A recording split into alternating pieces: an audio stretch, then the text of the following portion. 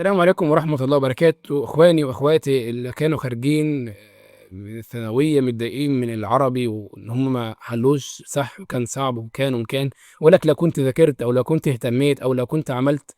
أنت عارف النبي قال لك إيه؟ صلى عليه، لا تكن لو كنت فعلت كذا لكان كذا، ولا لا قل قدر الله وما شاء فعل. الامتحان كان صعب، بس ممكن افكرك في حاجه. فاكر وانت في تانية اعدادي كده سنه 2022 لما السعوديه لعبت مع الارجنتين؟ كانت اول مباراه في كاس العالم، السعوديه كسبتها 2-1.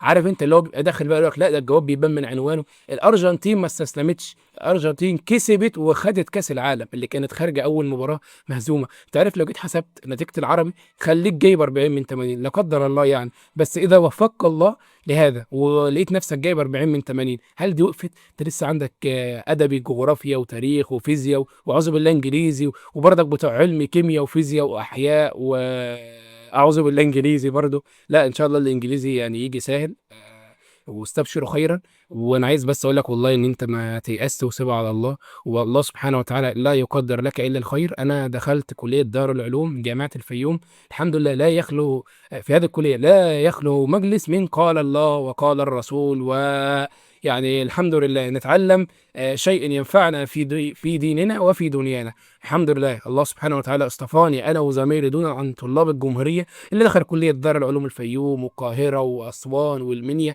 احنا 4 جامعات بس على مستوى المحافظه. شوف بقى كام طالب في الثانويه العامه الله سبحانه وتعالى اصطفى منهم الذي يدرس هذا العلم الطيب.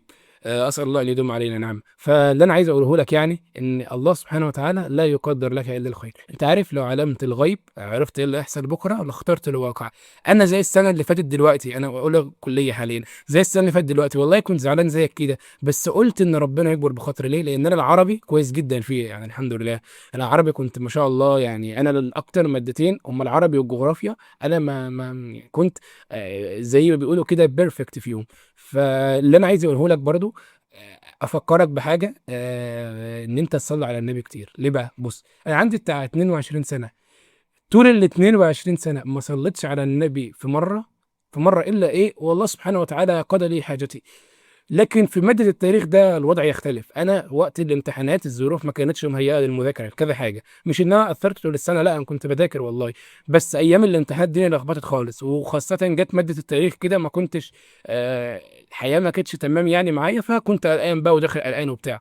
والله العظيم صليت على النبي بطريقة لا تتخيلها. أنا لو قلت لك بتاع 10,000 20 مرة هتقول لي أنت إن إحنا كمكفوفين عندنا النظام يختلف، بنمتحن المادة على مرتين. تمام. فكان التاريخ بالنسبه لطلاب ادبي يعني اول 3 فصول وايه يوم الاحد، وبعد يوم الثلاث ايه من الرابع للثامن على جزئين، فالمفروض ان احنا كده نبقى تمام. فانا سمعت بمراجعات التاريخ وحليت التاريخ لان امتحان المبصرين كان قبلنا.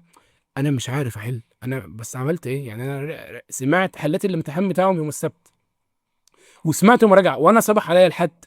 طب محمد علي الحمله الفرنسيه، طب توفيق باشا الخديوي، حاجات انا كاني بسمع سبحان الله مش عارف، مع اني كنت كويس في التاريخ.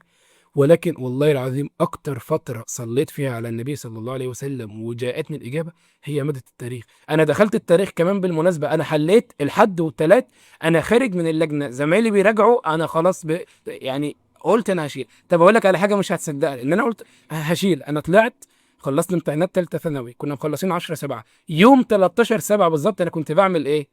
أ- أ- كنت براجع تاريخ علشان مجهز نفسي للدور التاني ان انا اكون ايه على طول جاهز تاريخ.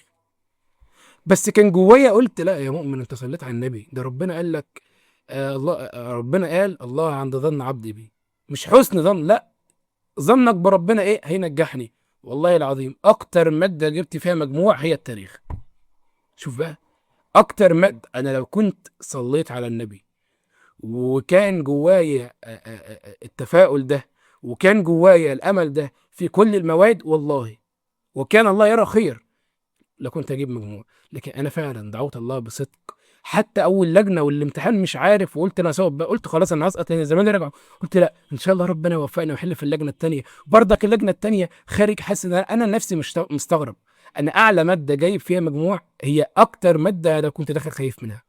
فاللي انا عايز اقوله لك والله والله والله وانا بحلف لك بالله مش بقولها لك بقى تجربه، مش بقولها لك قصدي كدينا فقط. ليه؟ ويا ابن كعب أو سيدنا كعب مش متذكر.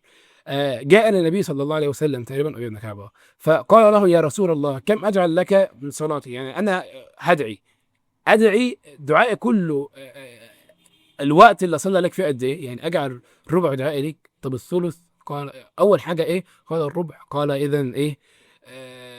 إن زدت فهو خير لك. قال النص، قال التلت، قال أجعل دعائي كله عليك يا رسول الله. قال إذا إيه بقى؟ اسمع بقى: تقضى حاجتك ويغفر ذنبك. انت متخيل؟ انت متخيل لو انت قعدت بس رافع ايدك في الثلث الاخير من الليل بتقول يا رب، وبتقول اللهم صل على محمد وعلى ال محمد، وبتقول يا رب وفقني، يا رب نجحني، يا رب انا نفسي، يا رب انا نفسي اكون حاجه، يا رب انا نفسي ادخل كليه حلوه، يا رب انا نفسي اخدم الامه، يا رب انا نفسي افرح امي وابويا، يا رب انا نفسي اخش كليه حلوه اعلم منها الناس، انا نفسي اتعلم واعلم. انت عارف انت لما تقول حاجات زي دي والله سبحانه وتعالى يرى منك خيرا. هقول لك على حاجه من نهايه الفيديو، سواء بقى في العربي او غير العربي او باقي المواد، ونختم بيها الفيديو: اصدق الله يصدق.